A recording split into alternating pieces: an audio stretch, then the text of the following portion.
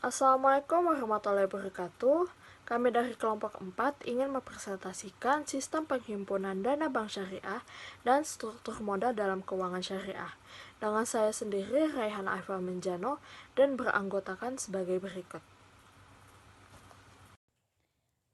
Saya Cici Lidiani dengan NIM 141919004.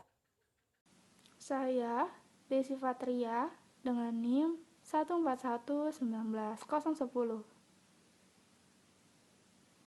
Saya Hafiza Nurama dengan NIM 1419113. Saya Alif Arifda Minal Nur, NIM 141190303.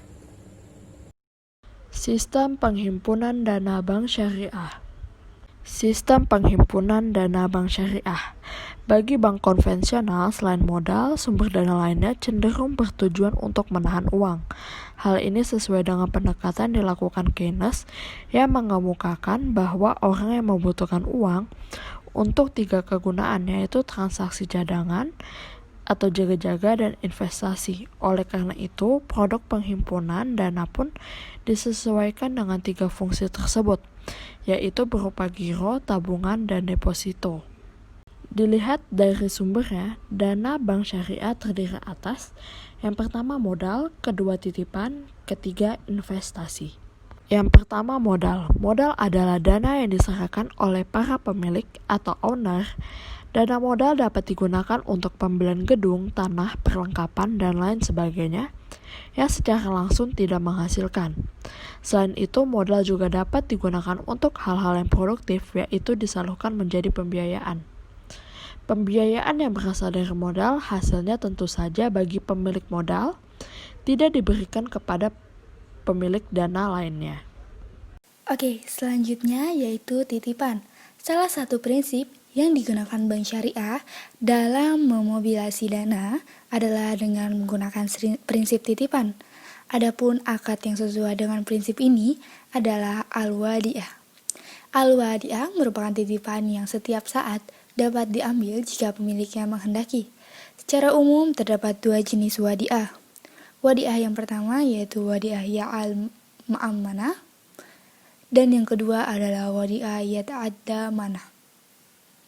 Oke, selanjutnya adalah wadi'ah yat'al amanah. Wadi'ah ini memiliki karakteristik sebagai berikut. Yang pertama yaitu harta atau barang yang dititipkan tidak boleh dimanfaatkan dan digunakan oleh penerima titipan.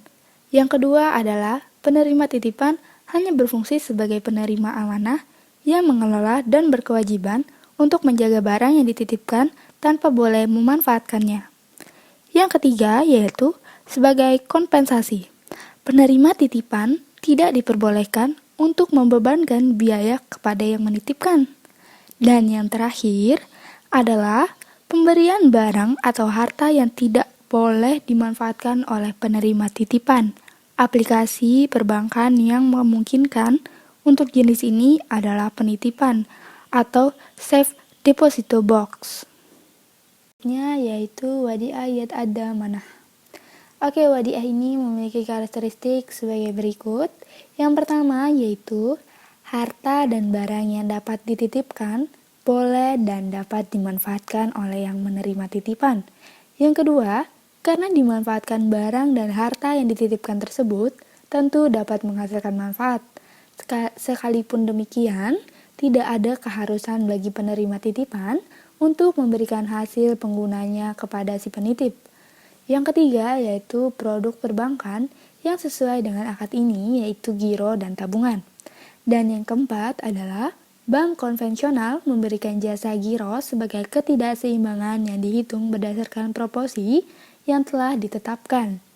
Adapun pada bank syariah mempersembahkan bonus atau semacam jasa giro yang tidak boleh dalam kontrak perjanjian yang dijanjikan dalam akad, tetapi benar-benar mempersembahkan sepihak sebagai tanda terima kasih dari pihak bank. Oke, selanjutnya atau yang kelima yaitu jumlah memberikan bonus kewenangan manajemen bank syariah karena pada prinsipnya dalam akad ini mengaturnya adalah titipan. Yang terakhir adalah produk tabungan juga dapat menggunakan akad ini, karena pada prinsipnya tabungan dengan giro yaitu simpanan yang bisa diambil setiap saat. Yang ketiga ada investasi. Prinsip lain yang digunakan adalah prinsip investasi. Akad yang sesuai dengan prinsip ini adalah mudharabah. Tujuan dari mudharabah adalah kerjasama antara pemilik dana atau syahibul mual dan pengelola dana atau mudharib dalam bank ini. Secara garis besar, mudharabah terbagi menjadi dua jenis, yaitu mudharabah mutlaqah dan mudharabah muqayyadah. Mudharabah mutlaqah atau general investment memiliki ciri yang pertama, sahibul mal tidak memberikan batasan-batasan atas dana yang diinvestasikan, dan mudharib diberi wewenang penuh mengelola dana tersebut tanpa terikat waktu, tempat, jenis usaha, dan jenis pelayanan, dan aplikasi perbankan yang digunakan sesuai dengan akad time deposit biasa. Skema mudharabah mutlaqah dapat digambarkan seperti yang ada di slide. Penabung atau deposan titip dana ke bank, dari bank pemanfaatan dana ke dunia usaha pemanfaatan ke bank, dan bank bagi hasil ke penabung atau deposan. Dalam skema ini, mudharabah mutlaqah terdapat beberapa hal yang sangat berbeda secara fundamental dan hal nature of relationship between bank and customer pada bank konvensional, yaitu A. Penabung dan deposan di bank syariah adalah investor dengan sepenuh-penuhnya makna investor. Dia bukanlah leader atau kreditor bagi bank seperti halnya bank umum. Dengan demikian, secara prinsip penabung dan deposan entitled untuk risk dan return dari hasil usaha bank. Yang B, bank memiliki dua fungsi kepada deposan atau penabung. Ia bertindak sebagai pengelola atau mudharib, sedangkan kepada dunia usaha ia berfungsi sebagai pemilik dana atau sahibul mal. Dengan demikian, baik ke kiri maupun ke kanan, bank harus sharing risk dan return atau lihat skema sebelumnya. C. Dunia usaha berfungsi sebagai pengguna dan pengelola dana yang harus berbagi hasil dengan pemilik dana yaitu bank. Dalam pengembangannya, nasabah pengguna dana dapat juga menjalin hubungan dengan bank dalam bentuk jual beli, sewa, free base service.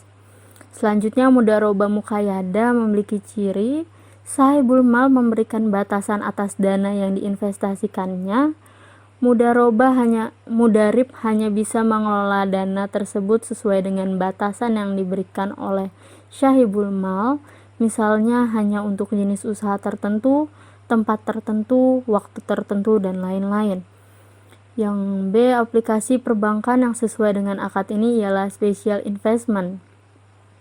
Special investment melalui mudharabah muqayyadah dapat digambarkan dalam skema berikut, seperti yang ada di slide.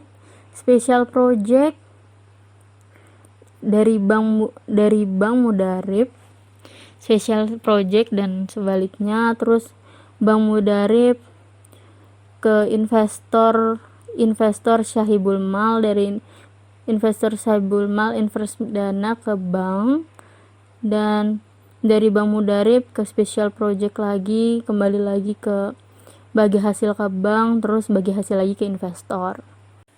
Selanjutnya yaitu struktur modal dalam keuangan syariah. Bank syariah merupakan lembaga keuangan syariah yang berorientasi pada laba atau profit.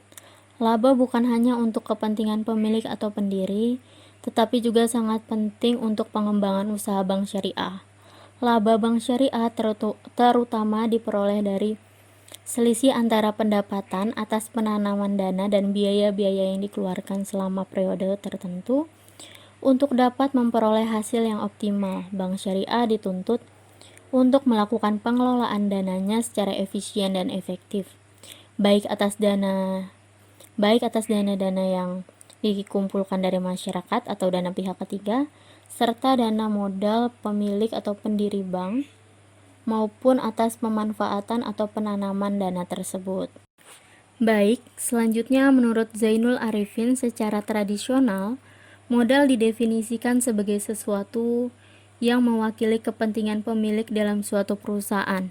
Berdasarkan nilai buku, modal didefinisikan sebagai kekayaan bersih atau net worth, yaitu selisih antara buku dan aktiva yang dikurangi dengan nilai buku dari kewajiban atau liabilitas.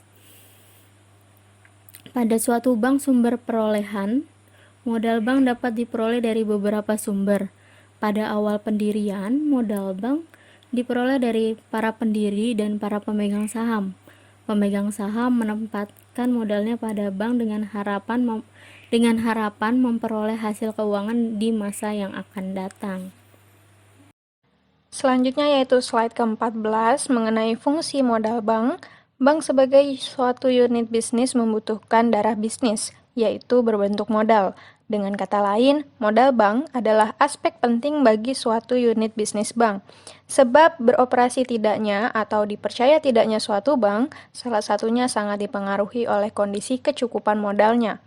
Dan menurut Johnson & Johnson, modal bank mempunyai 3 fungsi, yaitu yang pertama sebagai penyangga untuk menyerap kerugian operasional dan kerugian lainnya. Dalam fungsi ini, modal memberikan perlindungan terhadap kegagalan atau kerugian bank, serta perlindungan terhadap kepentingan para deposan. Kemudian yang kedua sebagai dasar bagi penetapan batas maksimum pemberian kredit. Hal ini adalah merupakan pertimbangan operasional bagi bank sentral sebagai regulator untuk membatasi jumlah pemberian kredit kepada setiap individu nasabah bank. Melalui pembatasan ini, bank sentral memaksa bank untuk melakukan diversifikasi kredit mereka agar dapat melindungi diri terhadap kegagalan kredit dari suatu individu debitur. Kemudian fungsi yang ketiga, yaitu modal juga menjadi dasar perhitungan bagi para partisipan pasar untuk mengevaluasi tingkat kemampuan bank secara relatif untuk menghasilkan keuntungan. Tingkat keuntungan bagi para investor diperkirakan dengan membandingkan keuntungan bersih dengan ekuitas. Para partisipan pasar membandingkan return on investment di antara bank-bank yang ada. Kemudian selanjutnya, menurut Brenton C. Leavitt, seorang staf Dewan Gubernur Bank Sentral Amerika, dalam kaitannya dengan fungsi dari modal bank, ia menekankan terdapatnya 4 hal, yaitu 1. Untuk melindungi deposan yang tidak diasuransikan pada saat bank dalam keadaan insolvable dan likuidasi. 2. Untuk menyerap kerugian yang tidak diharapkan guna menjaga kepercayaan masyarakat bahwa bank dapat terus beroperasi. 3. Untuk memperoleh sarana fisik dan kebutuhan dasar lainnya yang diperlukan untuk menawarkan pelayanan bank. Dan yang terakhir, sebagai alat pelaksanaan peraturan pengendalian ekspansi aktiva yang tidak tepat. Melihat fungsi modal yang telah saya sebutkan tadi, bahwa kedudukan modal merupakan hal penting yang harus dipenuhi terutama oleh pendiri bank dan para manajemen bank selama beroperasinya bank tersebut. Sebagaimana telah saya singgung pada slide sebelumnya, masalah kecukupan modal merupakan hal penting dalam bisnis perbankan. Bank yang memiliki tingkat kecukupan modal baik menunjukkan indikator sebagai bank yang sehat. Sebab kecukupan modal bank menunjukkan keadaannya yang dinyatakan dengan suatu rasio tertentu yang disebut rasio kecukupan modal atau capital adequacy ratio. Tingkat kecukupan modal ini dapat diukur dengan 2 cara. Yang pertama yaitu membandingkan modal dengan dana-dana pihak ketiga. Dilihat dari sudut perlindungan kepentingan para deposan, perbandingan antara modal dengan pos-pos pasifa merupakan petunjuk tentang tingkat keamanan simpanan masyarakat pada bank.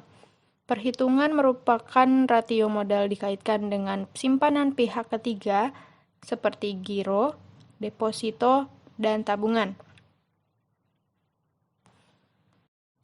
Rasio antara modal dan simpanan masyarakat harus dipadukan dengan memperhitungkan aktiva yang mengandung resiko.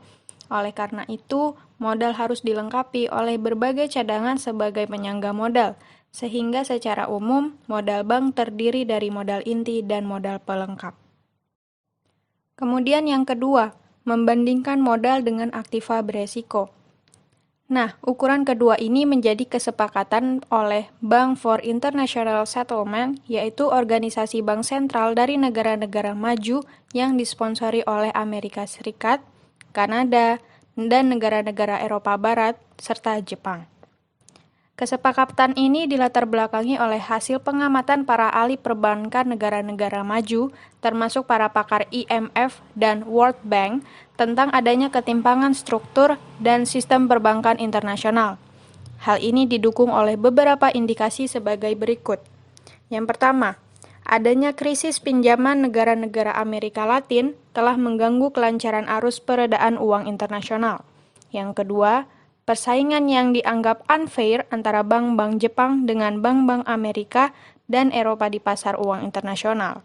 Bank-bank Jepang memberikan pinjaman amat lunak dengan bunga rendah karena ketentuan CAR di negara itu amat lunak, yaitu antara 2 hingga 3% saja.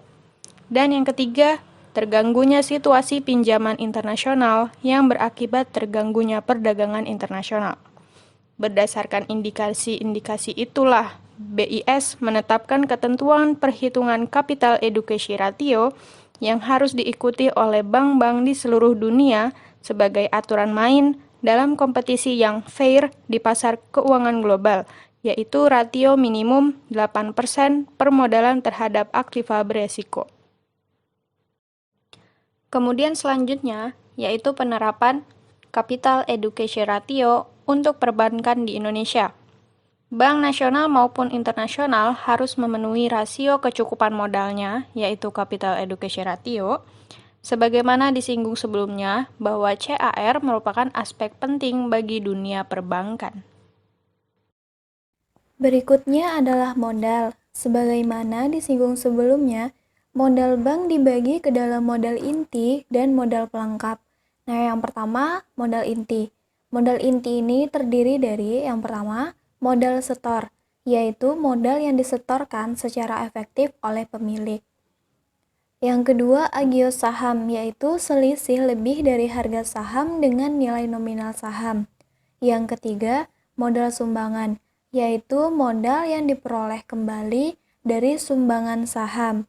Yang keempat, cadangan umum, yaitu cadangan yang dibentuk dari penyisihan laba yang ditahan dengan persetujuan RUPS. Yang kelima, cadangan tujuan, yaitu bagian laba setelah pajak yang disisihkan untuk tujuan tertentu atas persetujuan RUPS. Yang keenam, laba ditahan, yaitu saldo laba bersih setelah pajak yang oleh RUPS diputuskan untuk tidak dibagikan. Yang ketujuh, laba tahun lalu, yaitu laba bersih tahun lalu setelah pajak yang belum ditetapkan penggunaannya oleh RUPS. Yang kedelapan, laba tahun berjalan, yaitu laba sebelum pajak yang diperoleh dalam tahun berjalan. Yang kedua, modal pelengkap. Modal pelengkap terdiri atas cadangan-cadangan yang dibentuk bukan dari laba setelah pajak, serta pinjaman yang sifatnya dipersamakan dengan modal. Secara terinci, pelengkap dapat berupa cadangan revaluasi aktiva tetap, cadangan penghapusan aktiva yang diklasifikasikan, modal pinjaman yang memiliki ciri-ciri tidak dapat dijamin oleh bank, tidak dapat dilunasi atas inisiatif pemilik tanpa ada persetujuan dari BI, mempunyai kedudukan yang sama, pembayaran bunga dapat ditangguhkan. Yang keempat, pinjaman subordinasi. Nah, pinjaman ini memiliki syarat-syarat, ada perjanjian tertulis, mendapat persetujuan dari BI, tidak dijamin oleh bank, berjangka waktu 5 tahun, pelunasan pinjaman harus dengan persetujuan, hak tagih dalam hal terjadi likuidasi berlaku paling akhir. Modal pelengkap ini hanya diperhitungkan sebagai modal setinggi-tingginya 100% dari jumlah modal inti. Khusus menyangkut modal pinjaman dan pinjaman subordinasi, Bank Syariah tidak dapat mengkategorikannya sebagai modal. Next, Tata cara perhitungan kebutuhan modal minimum.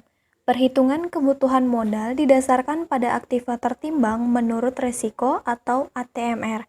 Yang dimaksud dengan aktiva dalam perhitungan ini mencakup baik aktiva yang tercantum dalam neraca maupun aktiva yang bersifat administratif, sebagaimana tercermin dalam kewajiban yang masih bersifat kontingen dan atau komitmen yang disediakan bagi pihak ketiga.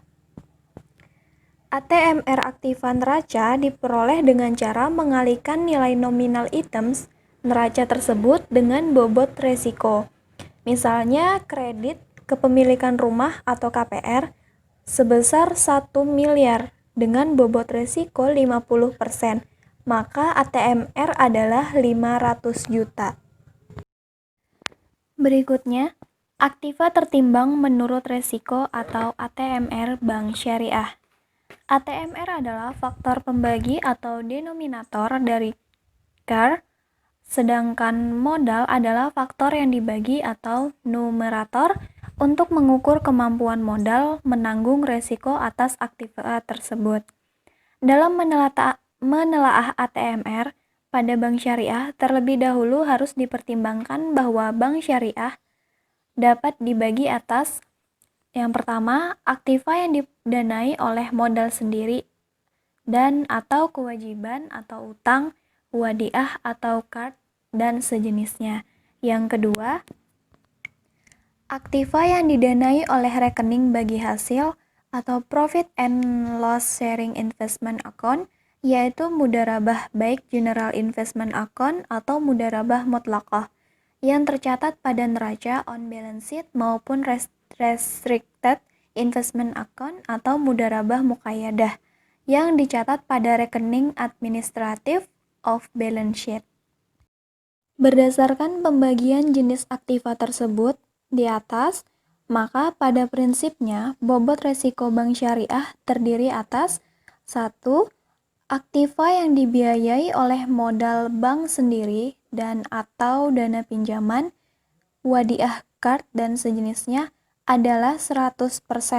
Sedangkan yang kedua, aktiva yang dibiayai oleh pemegang rekening bagi hasil, baik general ataupun restricted investment account adalah 50%.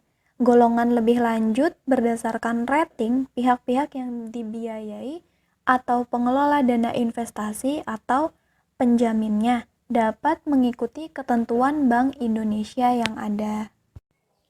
Sekian presentasi dari kelompok kami, semoga bisa dipahami dan bermanfaat. Kurang lebihnya kami mohon maaf. Wassalamualaikum warahmatullahi wabarakatuh. Terima kasih.